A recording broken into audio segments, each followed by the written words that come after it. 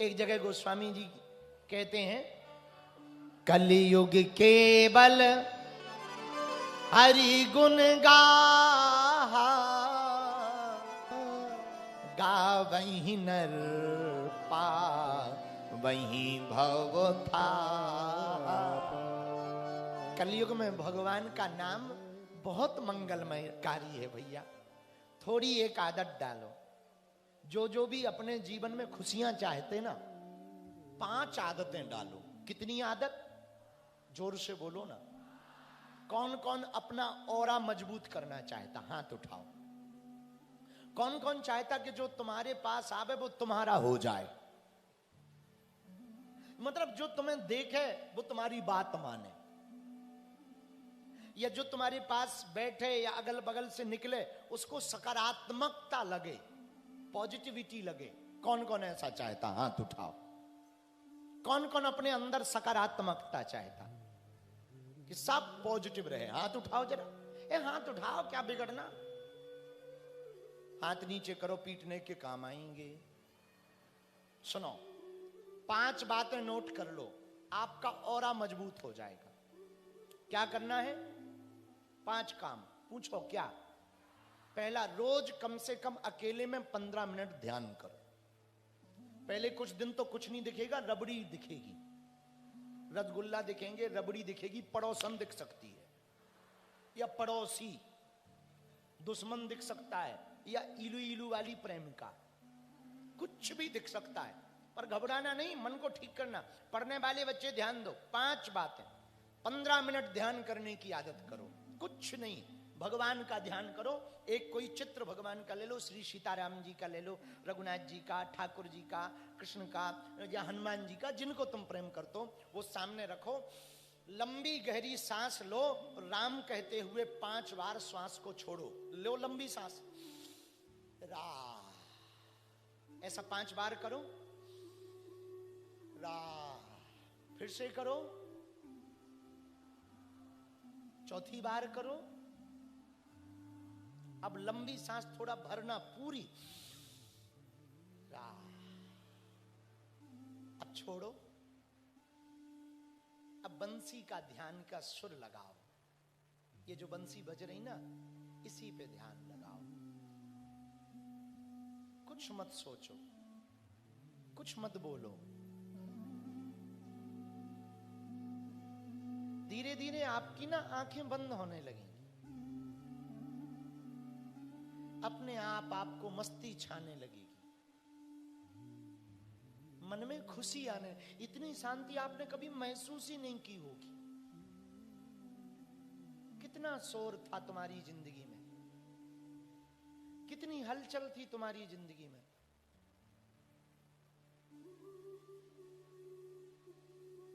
कितने तुम भाग दौड़ में भाग रहे थे, व्यस्त नहीं थे, अस्त व्यस्त थे।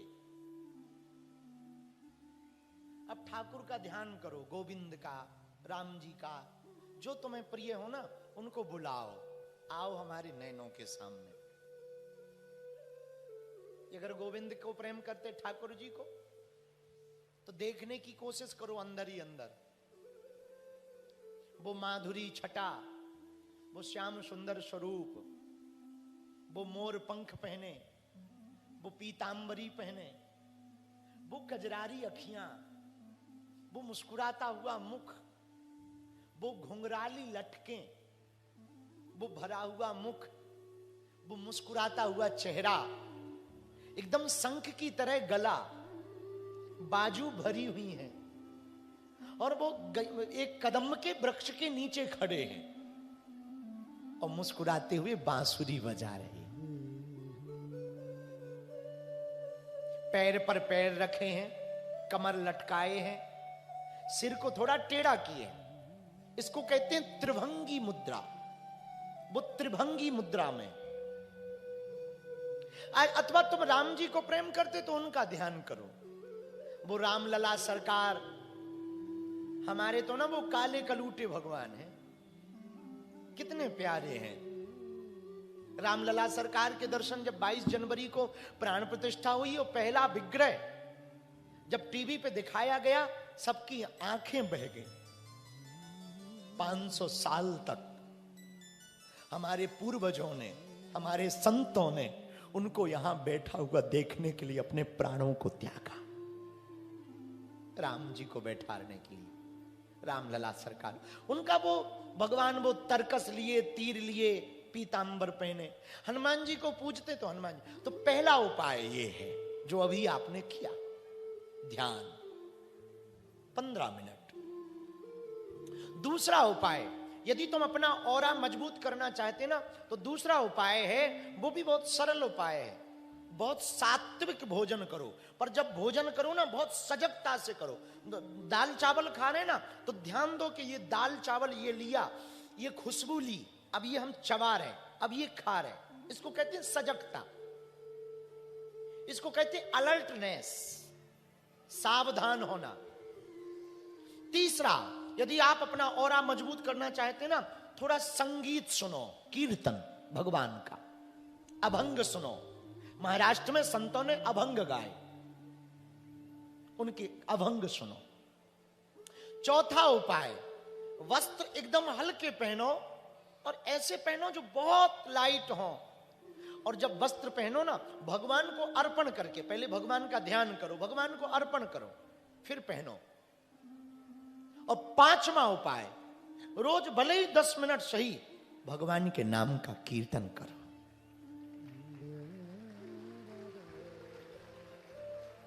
गोस्वामी जी अपनी वाणी में कहते हैं, अन्य जगह, रामायण में तो नहीं पर अन्य जगह,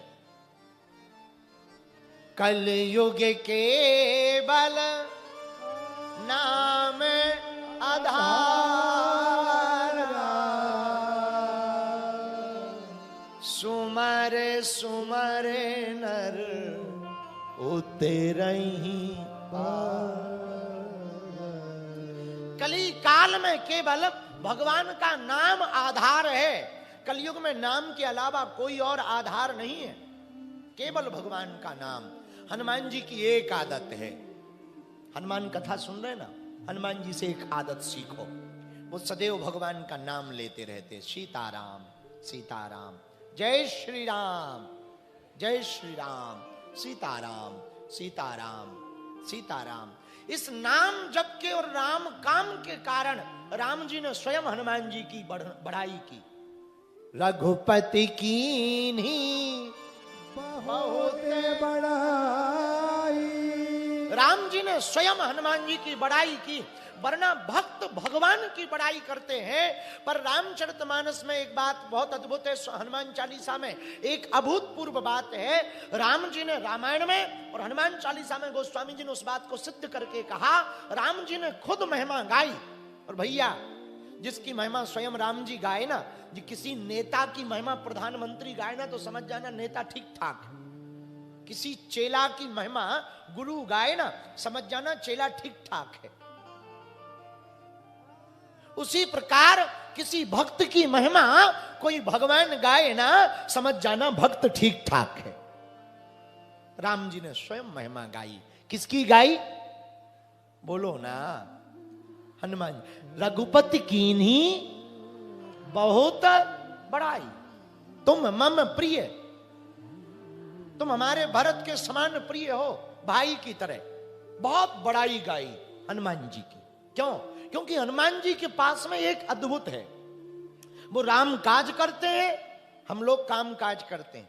हनुमान जी राम काज करते हैं। हम लोग पूछो कहां जा रहे? काम से जा रहे। कथा नहीं सुनोगे, काम है। कहां गए थे? काम से गए थे। और जो काम से गए वो काम ही से गए। पर हनुमान जी काम काज नहीं करते। क्या करते? राम काज करिबे को,